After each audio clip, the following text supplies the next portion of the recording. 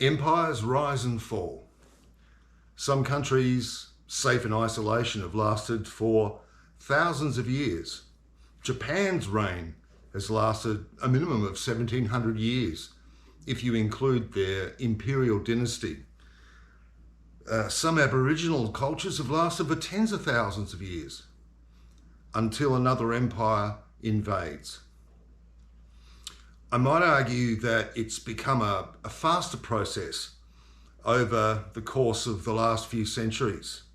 The Ottoman Empire lasted about 620 or so years. The Roman Empire, a little over 500. The Russians, a little over 200. Due to modern communications, it becomes increasingly more difficult these days for a fleet of ships or planes to sneak up and appear from nowhere to conquer a country. It's always debatable when a country becomes the world's most dominant power. It took hundreds of years for the Roman Empire to fall, but its decline could be said to have begun in 286 CE, when it split into the Eastern and Western empires. Coupled with internal corruption, bloated politicians, successive war with Germanic tribes, and, according to some, the gradual loss of civic virtue amongst its citizens. It was the death of 1,000 pinpricks. Our current empire, we could claim, took dominance at the end of World War II. America's overwhelming manufacturing power and late entry into the war gave it an advantage. The staggering cost of repair to Europe saw it take over and assume its current mantle. But is it now in decline? Now, I'm not here to do another hit piece on the USA. If you look back at my videos, I've sung the praises of the US in my earlier videos about my life. I've long held a fascination with the States. I've lived and holidayed there, and I'm not going to dump on them and then go and put on my baseball cap and go down to the local KFC. And trust me when I say that, because it took me forever to find this crap. Instead, I'm going to talk to you about my perspective. This is going to be an Australian view of the relationship from those war years to now. What were the changes in that relationship? And where's the reality of where we're at now? The golden period, we could claim, might have been the 20 years from World War II, 1945 to 1965. Aside from the obvious booming economy in America and the innovation taking place, let's look back at the people the world was presented with.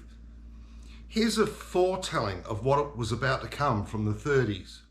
Captain Spaulding, I think that is a wonderful idea. You do, eh? Yes. No, then there can't be much to it. Forget about it. Well, tell me, Captain Chandler. Excuse me, Spaulding is the name. Spaulding, Yes, that's right. Yes. I'm Spaulding and you're Chandler. Yes. Let's have no more of that either, eh? Oh. Bad enough being Spaulding. Well, tell me, Captain Spaulding. Spaulding is the name, yes? That's right, that's Spaulding. right. Yes. I'm Chan. No, no. I'm Spaulding. Spaulding? Can I look at a program a minute? I might be the News Weekly for all he knows. Wisecracking, fast and nimble dialogue, dripping in sarcasm. Okay, you might say that was just an actor reading a script, but it wasn't. That was made up by Groucho on the spot and was kept in the movie. Australia's loyalties lay elsewhere, however. The British Empire was our home in all but name at this time. This all changed in World War II. With the fall of Singapore, the British just signed the largest surrender in their history. Australia was suddenly vulnerable to Japanese attack, and the British had no intention of defending Australia. They had their own troubles in Europe and North Africa. And many may say, well, fair enough. But the straw that broke the camel's back was when Churchill refused to return our troops who were fighting overseas for the Empire. Why did we want them back? well, to defend their own country from the Japanese. It took one brave politician, John Curtin, then Prime Minister of Australia, to order the troops back home against Churchill's will. Read this if you would like to learn about one of history's greatest and definitely most humble politicians and leaders. Some of those men who eventually returned would be the first to go on to stop the advance of the Japanese Imperial Army on land in the jungles of Papua New Guinea off the north of our coast. And together with the US Navy in the Coral Sea, it completely halted the Japanese expansion in the Pacific. That changed our history and would tie us inextricably to the USA for decades to come. Ladies and gentlemen, one of the greatest artists of all time, Bob Hope. Thank you, General. Thank you. Thank you. Thank you. He sounds like my agent, is that not? These boys have a rough time down here in these camps in these islands, Francis, but I still wish that I was one of them, believe me. I really do. Oh, seriously, Bob, I don't think you could take it. You don't really. think I could take it? No, you see, you have to forget all about fear. Well, that's for me. You have to forget all about comfort. That's for me. You have to forget all about women. That's for them. Say,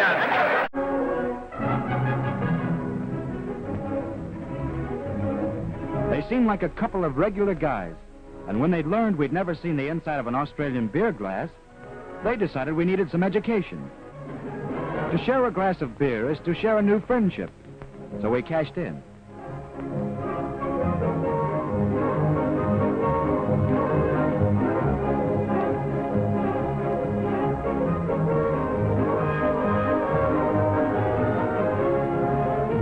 Sometimes the beer is warm, Dad, but they've had to get used to it that way. And it's got a kick like a kangaroo.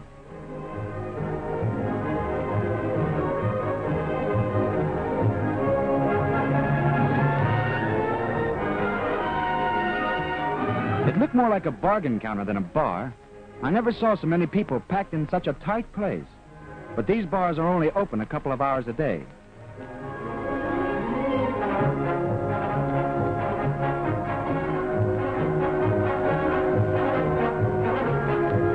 These cobbers, pals to us, were down on furlough from New Guinea. They've seen 3 more years of war than we have, and they've seen it in some tough spots. From the mountains of Greece to the Libyan desert, and not forgetting the Pacific. You know, Australia is the highest mobilized country of all the Allies. About 1/7 of the whole population is in uniform. It was not quite the rosy picture that the propaganda showed. Many Yanks were accused here of dating servicemen's girlfriends and wives while they were away, which, shall we say, caused plenty of disagreements over the US servicemen stationed here. But that was just a blip on the radar. Australians next served the US cause in Korea, deploying 17,000 service personnel from all 3 services from 1950 until the armistice in 1953. There was nothing at this time that seemed to dent the confidence in the US, despite the lack of a clear victory on the Korean Peninsula. Here's an example of America's understanding of the world back then. This is from a game show at the time called To Tell the Truth. Here, TV show B-grade celebrities like the ones you'd see today on celebrity versions of reality TV shows had to guess the real person out of 3 contestants who claimed to be that person. They had to come up with their own questions to weed out who the 2 imposters were. You get the idea. Number 1, where is the Palazzo Colonna? The Palazzo Colonna? Yes. At the piazza. Number 2, where is the Palazzo Colonna? Piazza Santi Apostoli. Number 3. I'm sorry, I got so fascinated by this Italian, I was lost. All right, bud. Number 3, what is the street that has the top shops on it in Rome? Via Veneto and Via Condotti. Number 1, what piazza does the Via Condotti lead into? Piazza di Spagna. Number 2, where is the Hotel Ambasciatori? On Via Veneto. Number 3, what hotel is at the top of the Piazza di Spagna? Hesla. Number 1, what is across the street from the Hotel Ambasciatori? I don't know. Do you know who fought in the Civil War? The Nazis versus Germany. The Germans? Yes.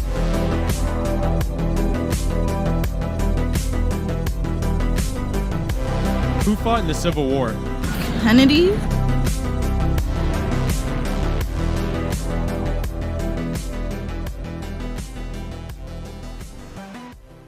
Well, both the US and Australia signed into law Civil Rights Acts, America in '64, and the Holt government ended the White Australia policy in '66. But some cracks were already starting to appear then, with the assassination of Kennedy in '63, followed by MLK in '68 and Bobby Kennedy the same year. It showed that all was not well in Camelot. But by far, though, the biggest shift came with the ever-growing war in Vietnam. Together, as we have always been, I know that we shall succeed. We are happy and excited to be with you. I have never looked forward to any 2 days in my life with more pleasurable anticipation. Barely 7 hours later, and indicative of the President's pressurized schedule, the wild scenes of welcome in the city of Melbourne.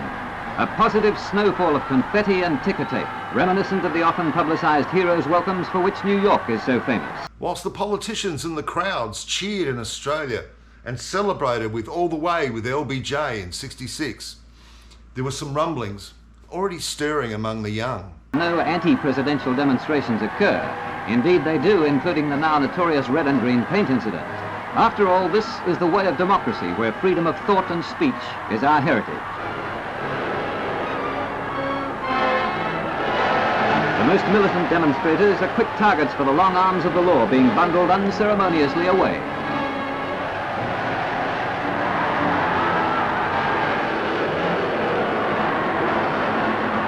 With every police unit on duty, and at times in momentary difficulty, the situation is tense but always under control. Undoubtedly, demonstrations of this kind are aimed at many national figures, and in other parts of the world are often much more serious. High praise is certainly due to all security forces. The man himself would stand down before the '68 election. This protest movement boiled to a head here over conscription, which was implemented in Australia from 1964 to 1972, was only the 4th time in our history. Some 60,000 personnel deployed before the last troops left 3 years before the war's end and the defeat by the communist North Vietnamese. It also marked a turning point in Australia blindly joining in all-out involvement in US conflicts. Well, let's fast forward to a time beyond the Cold War, at a time when I was actually alive and I was desperate to travel to the US. I feared all the things I'd imagined about the USA as a kid were over. That the people's belief in themselves had diminished. To my surprise, on my first visit in 1989, I couldn't have been more wrong. Despite the feelings amongst my friends at home, the history I'd learned at school or through music, Americans were carrying on as they had before, believing that American exceptionalism was alive and well.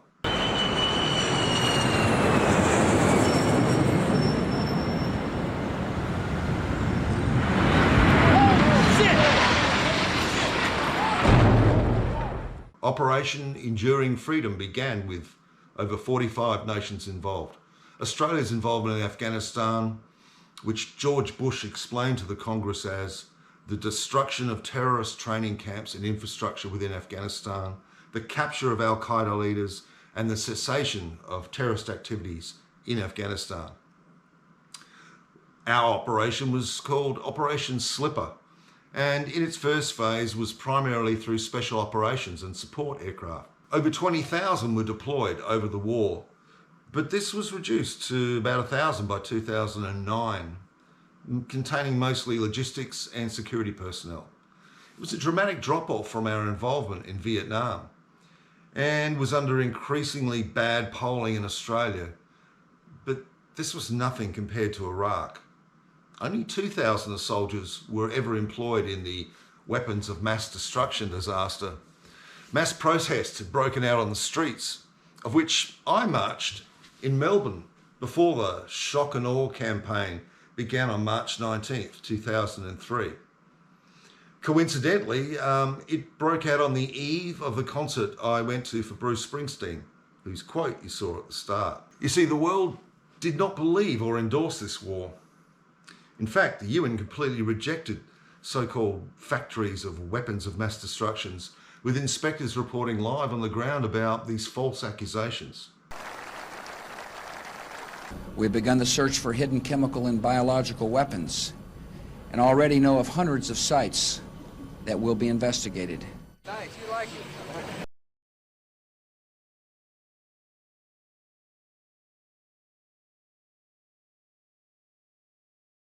More shockingly for me, it was the first time I'd heard a US president say he would not defend our country if attacked, or even freedom, but instead he would.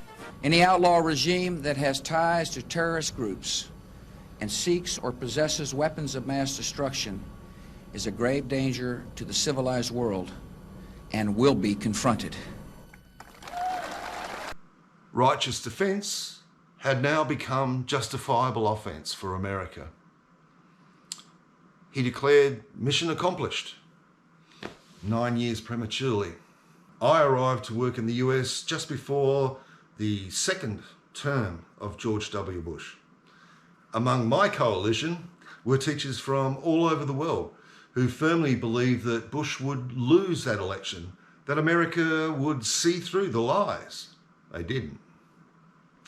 All I heard from the administration to questions from journalists about America's war was, "You're unpatriotic. You don't support the troops." And with limp silence, they denied and then apologized and scurried off to stay silent. I also saw for my own eyes the absolute public ignorance to the rest of the world at that time. Australia got mentioned 3 times. Once was I can't remember, a kangaroo or a koala story. Another was over a bushfire, and obviously over Steve Irwin's death. Now, in contrast, it was 24-hour coverage of America, unless it was the soldiers from America fighting in a country overseas. Worse, it was 24-hour local news coverage. This was the biggest thing back in the mid-2000s. Every minute detail of local life covered continuously, from car accidents on the interstate to the flower show, neighbourhood watch, the Renaissance fair, how the Christmas trees were looking this year, to the road conditions. If it wasn't happening there and then where they lived in the States, it didn't matter. A female friend of mine from the UK was punched in a bar for wearing a John Lennon t-shirt saying, "Give peace a chance." This was the bubble Americans lived in, and they kept everyday things we hear about from overseas here far away from the general public. Now, in 2024, we have Operation Prosperity Guardian? Have you ever heard of it? To combat the troubles in the Middle East over this pesky massacre of 40,000 people in Gaza, which evidently only started on October 7th, 2023, if you listen to the US media. Australia announced that it will send 11 military personnel, but rejected the US request for a warship. So there, I got through all of that without even mentioning Trump, or how close 50% of the country are to vote in someone who believes we should go back and make abortion legal, or windmills and birds. Tim Apple? And immigrants eating dogs and cats. Look, I don't know. You tell me, I've got no idea. I'm sure, mark my words, when this cultish madness and obsession is done with, They'll go back to the tropes of being the best, the greatest, before you can say, who's Donald Trump? But that doesn't change the overall picture.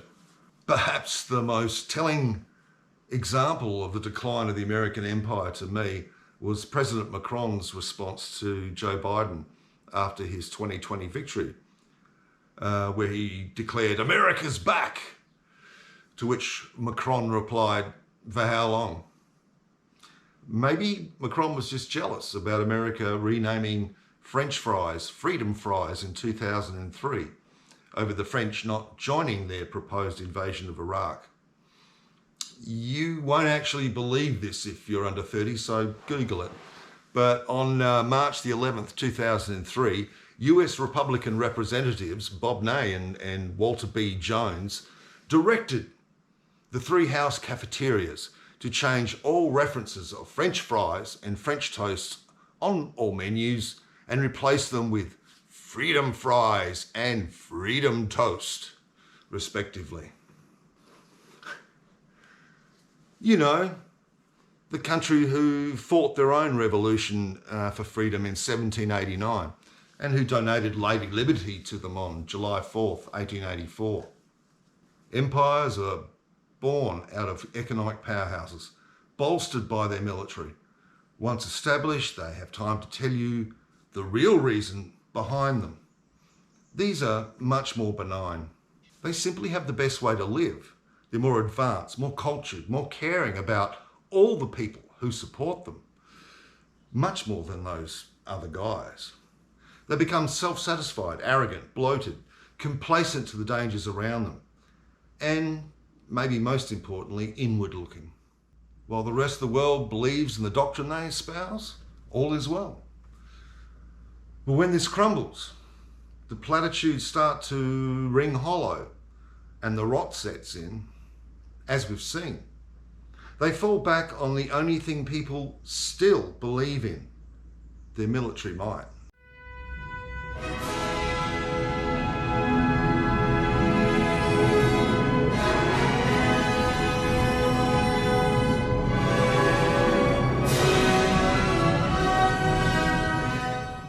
I do genuinely believe the USA's time in power has been better than previous empires.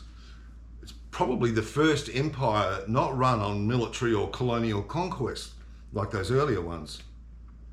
For the most part, if we don't mention the First Nations. I also don't like the alternatives to free society that we may see in the future. Its people, despite the recent authoritarianism movement, still are for the most part welcoming. In fact, if this guy were in charge, I think it'd be a totally different country. So, at least from my perspective, I hope the decline is not too soon. I think we've established that this never-ending cycle of how our monkey primate ancestors have run the world for the past few thousand years isn't working out. It's time to return to the new way. But how could the idea of parity come about? When is this going to happen? What are the outcomes of living in this better way? And where will it take us? Well, till our future date, have fun.